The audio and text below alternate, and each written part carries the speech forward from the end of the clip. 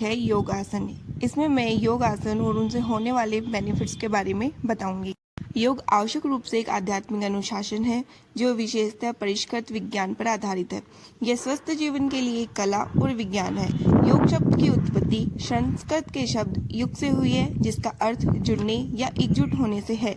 योग को पूर्व वैदिक काल से ही अभ्यास में लिया जाता रहा है, लेकिन महर्षि पतंजलि, जिन्हें आधुनिक योग के पिता के रूप में माना जाता है, वहीं पहले व्यक्ति थे जिन्होंने उस समय के अभ्यासों को अपने योग सूत्रों के आधार पर सुव्यवस्थित और संहिताबद्ध किया। बाद में अनेक योग गुरुओं ने इस विद्या के संरक्षण और विकास के लिए अपना योगदान दिया और इस आश्चर्यजनक अभ्यास को फैलाया। कुछ प्रमुख रूप से अभ्यास में लाई जाने वाली योग साधनाएं हैं यम, नियम, आसन, प्राणायाम, प्रत्याहार, धारणा, ध्यान, समाधि, बाण, मुद्रा, सत्यकर्मा, युक्ताहार, मंत्र जाप तथा युक्त कर।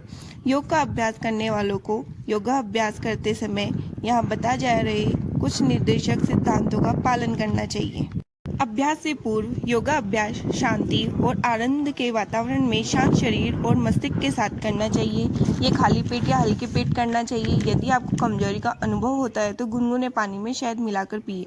शरीर की गतिविधियों की सहायता के लिए आरामदायक व सूती कपड़ों को योगा अभ्यास के वक्त धारण करना चाहिए। आइए अब हम योगासन की तरफ बढ़ते हैं। ताड़ासन। ताड़ासन का अर्थ है ताड़ का पेड़। एड़ियों को भूमि से ऊपर उठाएं और अंगुलियों पर संतुलित हो। इस स्थिति में 10 से 15 सेकंड तक रहें। यह आसन शरीर में मजबूती लाता है, रीढ़ से जुड़ी तंत्रिकाओं के संतुलन को ठीक करने में सहायता करता है और गलत मुद्राओं को ठीक करता है। वृक्षासन। वृक्ष का अर्थ है पेड़। इस स्थिति में 10 से 15 सेकंड तक रुके। इस दौरान सामान्य रूप से श्वास प्रश्वास करें। यह आसन तंत्रिका तंत्र की स्नायु को बेहतर और शरीर को संतुलित बनाता है। इस आसन का अभ्यास बाएं पैर से भी करें। पाद हस्तासन।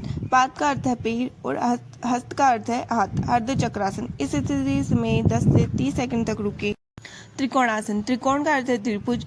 सामान्य श्वास के साथ इस स्थिति में 10 से 30 सेकंड तक रुकें। यह पिंडलियों, जांघों तथा कमर की मांसपेशियों को मजबूती प्रदान करता है और मेरुदंड को लचीला बनाता है। वज्रासन। सर्वप्रथम दंडासन में बैठ जाएं और पैरों को मोड़ते हुए एड़ियों पर बैठ जाएं। जांघों को सटाकर रखें एवं अंगूठे एक दूसरे से सटे हुए हो। अर्ध उत्तरासन। सर्वप्रथम वज्रासन में बैठ जाएं, घुटनों के बल खड़े हो जाएं। इस स्थिति में 10 से 30 सेकंड तक रुके। इस योगाभ्यास से पीठ और गर्दन की मांसपेशियां मजबूत होती है। उष्ट्रासन। वज्रासन में बैठ जाएं और घुटनों के बल खड़े हो जाएं। श्वास खींचते हुए धीरे धीरे से पीछे की ओर झुकें। धीरे धीरे दाहिने हाथ से दाहिनी एड़ी और बाएं हाथ से बाईं एड़ी को पकड़ने का प्रयास करें। शशांक आसन। शशांक का अर्थ है शशक या खरगोश। दोनों घुटनों को दूर फैलाएं जबकि अंगूठों को परस्पर स्पर्श करने दें। हथेलियों को घुटनों के बीच रखें। सांस छोड़ें और उन्हें धीरे पूरी लंबाई में खींचें। आगे झुके और ठोड़ी को भूमि पर रखें। यह तनाव और गुस्से को कम करने में सहायक है। वक्रासन। वक्रासन का अर्थ है टेढ़ा या मुड़ा हुआ। दाहिने पैर को मोड़े और दाहिने पैर को बाएं पैर के घुटने के साथ रखें। बाईं भुजा को दाहिने घुटने पर लपेटें और हथेली को दाहिने पैर के पास रखें। सांस छोड़ें। शरीर तथा गर्दन को दाहिनी तरफ मोड़ें। यह आसन मेरुदंड के लचीलेपन को बढ़ाता है। यह कब्ज तथा अपच दूर करने तथा मधुमेह के प्रबंधन में सहायक है। इसे दूसरी तरफ से भी दोहराएं। मकरासन। मकर का अर्थ है मगरमच्छ। पेट के बल इस प्रकार लेट जाएं कि पैर एक दूसरे से दूर हो तथा पैर बाहर की ओर हो। दोनों बाहें मोड़ ले तथा दाहिने हाथ को बाएं हाथ पर रख ले। अपने सिर को दोनों हाथों पर रखें। आराम करें। भुजंगासन। भुजंग का अर्थ है सर्प। पेट के बल लेट जाएं, दोनों पैरों को पास में सटाएं और बाहों को खींचें। माथे को भूमि पर रखें। अब अपनी हथेलियों को छाती के पास रखें और कोहनियों को उठाएं। सांस भीतर ले और ठोड़ी तथा नाभि के हिस्से तक छाती को ऊपर उठाएं।